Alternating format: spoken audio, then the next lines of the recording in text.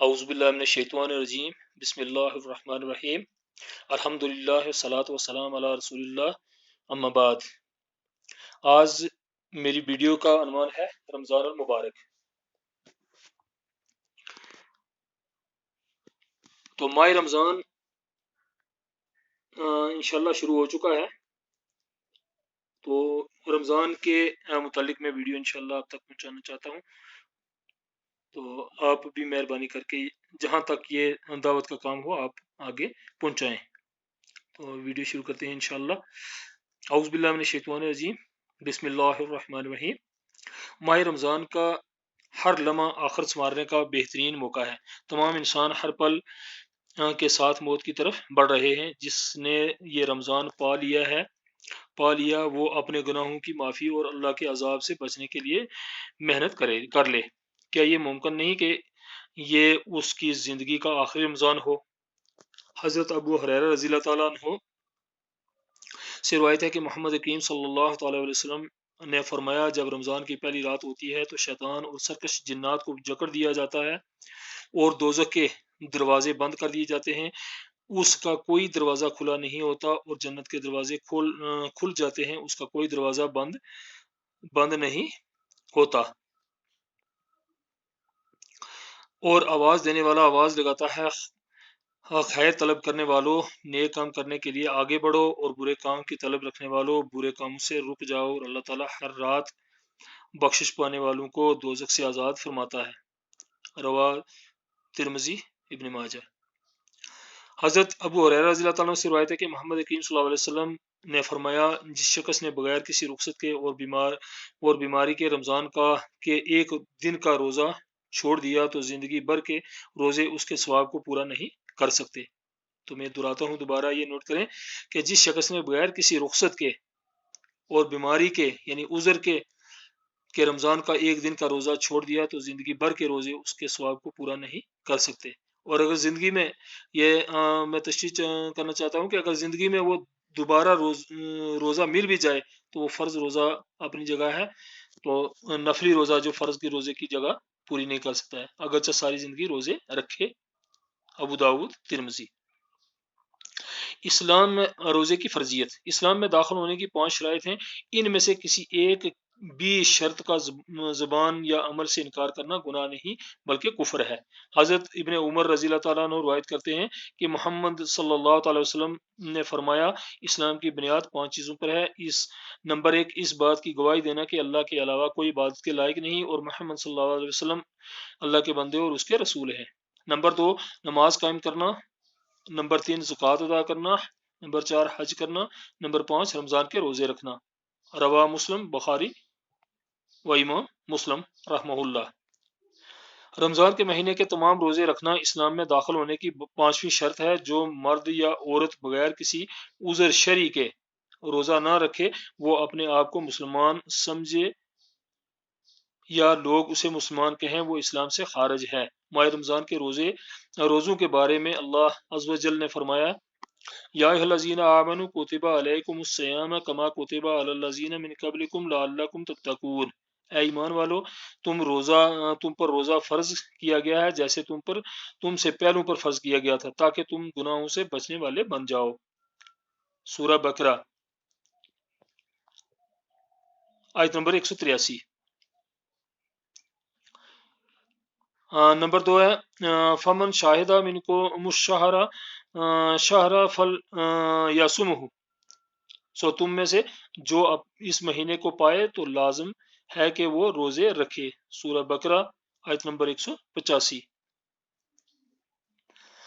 3 number ہے ایام معدودات، یہ گنتی کے چند ہی دن ہیں۔ سورہ بقرہ آیت نمبر 184۔ وَإِن تَصُومُوا خَيْرٌ لَكُمْ إِن كُنتُمْ تعلمون۔ سورہ بقرہ آیت نمبر 184۔ روزہ رکھنا تمہارے لیے بہتر ہے اگر تم سمجھ رکھتے ہو۔ روزہ نہ رکھنے کی اجازت۔ وَمَنْ كَانَ مَرِيضًا أَوْ عَلَى سَفَرٍ فَعِدَّةٌ مِّنْ أَيَّامٍ أُخَرَ يُرِيدُ اللَّهُ بِكُمُ الْيُسْرَ وَلَا يُرِيدُ بِكُمُ الْعُسْرَ۔ اور جو بیمار ہو یا سفر میں ہو وہ دوسرے دنوں میں گنتی پوری کرے، اللہ تم پر احسان کرنا چاہتا ہے اور تم پر تنگی کرنا نہیں چاہتا۔ سورہ بقرہ آیت نمبر 185۔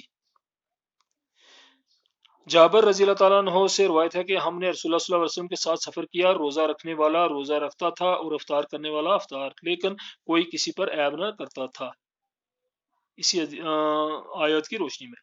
صحیح مسلم۔ سفر کا روزہ رکھنا یا نہ رکھنا دونوں جائز ہیں، چھوڑے ہوئے روزے رمضان کے بعد رکھے جائیں۔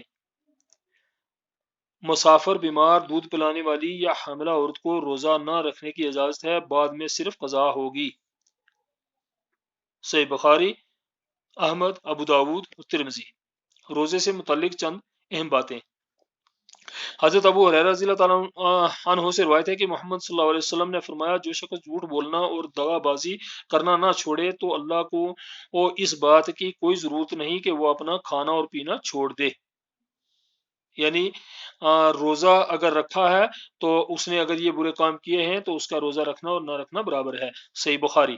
روزہ دار نے جیسے ہی جھوٹ بولا اس کا روزہ بیکار ہو گیا۔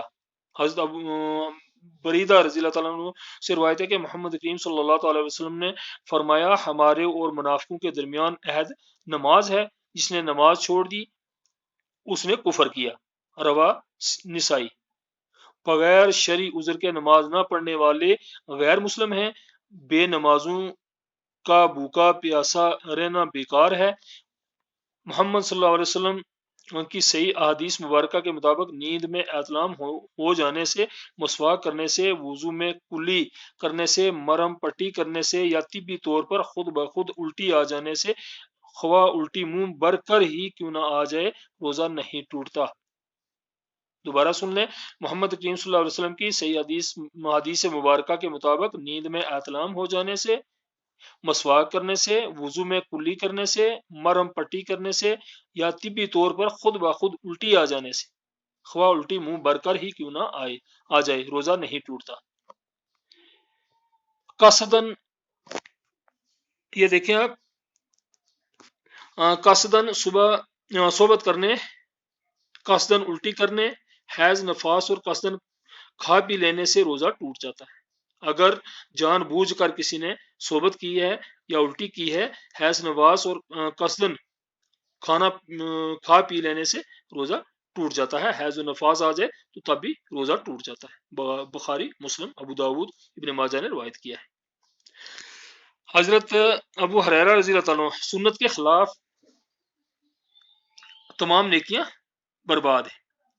حضرت ابو ہریرہ رضی اللہ تعالیٰ عنہ سے روایت ہے کہ محمد کریم صلی اللہ علیہ وسلم نے فرمایا، کتنے روزہ دار ہیں جن کو ان کے روزوں سے صرف پیاس حاصل ہوتی ہے، اور کتنے رات کو قیام کرنے والے ہیں کہ ان کو ان کے قیام سے صرف بیداری حاصل ہوتی ہے۔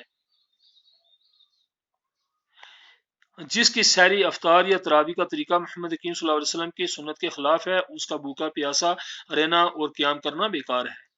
اللہ تعالیٰ نے فرمایا، وجوہ یومئذ خاشعہ عاملات ناصبہ، کتنے منہ اس دن ذلیل ہونے والے ہیں، محنت کرنے والے تھکے ہوئے۔ سورہ غاشیہ آیت نمبر 3۔ یعنی نیکیاں کر کے تھکے ہوئے، لیکن پھر بھی ذلیل و خوار، اس لیے کہ وہ دنیا میں جو اعمال نیکی سمجھ کر کرتے تھے، ان اعمال کا طریقہ محمد کریم صلی اللہ علیہ وسلم کی سنت کے خلاف تھا۔ اللہ عز و جل نے فرمایا ہے، قل هل ننبئکم بالاخسرین اعمالا الذین ضل سعیهم فی الحیاۃ الدنیا وهم یحسبون انہم یحسنون صنعا۔ سورہ قاف آیت نمبر 104 اور 103۔ کہو کہ کیا میں تمہیں اعمال کے لحاظ سے سب سے زیادہ خسارہ پانے والوں کی خبر دوں؟ یہ وہ ہیں جن کی کوششیں دنیا میں گمراہ تھی اور سمجھتے رہے کہ وہ بہترین اعمال کر رہے ہیں۔ محمد رسول اللہ صلی اللہ علیہ وسلم کی سحری۔ مساکین مسالک کے لوگوں میں یہ طریقہ رائج ہے کہ جیسے ہی فجر کی اذان ہو لوگ اللہ اکبر سنتے ہی فوراً سحری کھانا چھوڑ دیتے ہیں۔ اکثر لوگ یہ سمجھتے ہیں کہ اگر اذان شروع ہونے کے بعد ایک لقمہ بھی لے لیا تو روزہ مکروہ ہو جائے گا۔ لوگوں میں سحری کی دوسری بدعت یہ موجود ہے کہ سحری کی نیت کی وہ خود ساختہ دعا پڑھتے ہیں، جس کی نہ تو محمد کریم صلی اللہ علیہ وسلم نے تعلیم دی اور نہ ہی کسی صحابی نے رضوان اللہ علیہ مجمعین نے، بلکہ اس دعا کا صحاح میں نام و نشان تک موجود نہیں۔ سحری کی یہ دو بدعات آج عام ہو چکی ہیں۔ آئیے ان بدعات کا سنت رسول صلی اللہ علیہ وسلم سے موازنہ کیجیے۔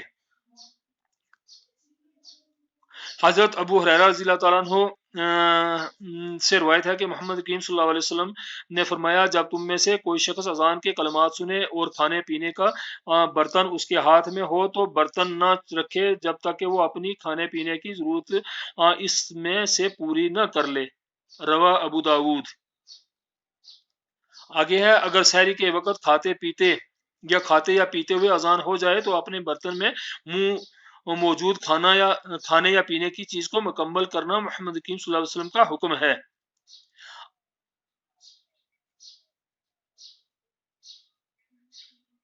حضرت حفصہ رضی اللہ تعالیٰ عنہ سے روایت ہے رضی اللہ تعالیٰ عنہا سے روایت ہے کہ محمد کریم صلی اللہ علیہ وسلم نے فرمایا، جو شخص صبح صادق سے پہلے پختہ نیت نہ کرے اس کا روزہ نہیں۔ ابو داؤد، ترمذی، نسائی۔ محمد کریم صلی اللہ علیہ وسلم کے حکم کے مطابق فرض روزے کی نیت کرنا واجب ہے، لیکن نیت کرنا دل کے ارادے کا نام ہے، نہ کہ زبان کے الفاظ کا۔ اس صحیح حدیث ہی کی مثال لیجیے کہ رسول اللہ صلی اللہ علیہ وسلم نے یہاں تک فرمایا کہ نیت نہ کرنے والے کا روزہ ہی نہیں ہوتا، لیکن نیت کے الفاظ نہیں بتائے۔ حالانکہ روزے کی نیت کا مسئلہ انتہائی سنگین ہے۔ قرآن کی آیات سے بھی یہ ثابت ہے کہ نیت دل کے ارادے کا نام ہے۔ مثلا اللہ تعالیٰ نے فرمایا ہے وَلَيْسَ عَلَيْكُمْ جُنَاحٌ فِيمَا اخْتَلَفْتُمْ بِهِ وَلَكِن مَّا تَعَمَّدَتْ قُلُوبُكُمْ۔ سورہ احزاب آیت نمبر 5۔ اور تم پر گناہ نہیں جس چیز میں تم غلطی کرو، اور لیکن جو تم دل سے ارادہ کرو۔ کیا آپ نے حدیث سنی ہے کہ اعمال کا دار و مدار نیت پر ہے؟ کیا آپ مانتے ہیں کہ اللہ نیت کے مطابق جزا یا سزا دیتا ہے؟ تو پھر غور کیجئے کہ اللہ نے اس آیات میں فرمایا کہ تمہیں اس بات پر گناہ ملے گا جس کا تم دل میں ارادہ کرو، یعنی دل کے ارادے کو ہی نیت کہتے ہیں۔ روزہ رکھنے والوں کی اکثریت روزہ کی یہ نیت کرتی ہے وَبِصَوْمِ غَدٍ نَوَیْتُ مِنْ شَہْرِ رمضان۔ پہلی بات تو یہ ہے کہ عربی کے یہ الفاظ رسول اللہ صلی اللہ علیہ وسلم کی ایک بھی صحیح حدیث سے ثابت نہیں۔ دوسری مضحکہ خیز بات یہ ہے کہ وہ صوم غیدن نویت کا مطلب ہے اور میں کل کے روزے کی نیت کرتا ہوں۔ کسی سے پوچھے کہ غدن کا کیا مطلب ہے، یا پھر سورہ حشر کی آیت نمبر 18 کا ترجمہ پڑھ لیجئے۔ اللہ تعالیٰ فرماتا ہے یا ایھا الذین آمنوا اتقوا اللہ ولتنظر نفس ما قدمت لغد۔ سورہ حشر آیت نمبر 18۔ اے ایمان والو، اس سے ڈرتے رہو اور ہر انسان یہ دیکھ کر اس نے کیا اعمال کا ذخیرہ بھیجا ہے کل قیامت کے دن کے لیے۔ تو آج کی ویڈیو انشاءاللہ اسی پر میں ختم کرتا ہوں۔ تو دوسری ویڈیو جو ہوگی میری وہ محمد کریم صلی اللہ علیہ وسلم کی افطاری پر ہوگی۔ تو انشاءاللہ میں سب سے دوستوں سے درخواست کرتا ہوں کہ یہ میری ویڈیو آگے شیئر کریں اور صدقہ اور ثواب کی نیت سے میرے لیے بھی اور اپنے لیے بھی دعا کریں۔ اللہ تبارک تعالی ہم سب پر اپنا کرم اور فضل عطا فرمائے۔ جزاک اللہ خیرہ۔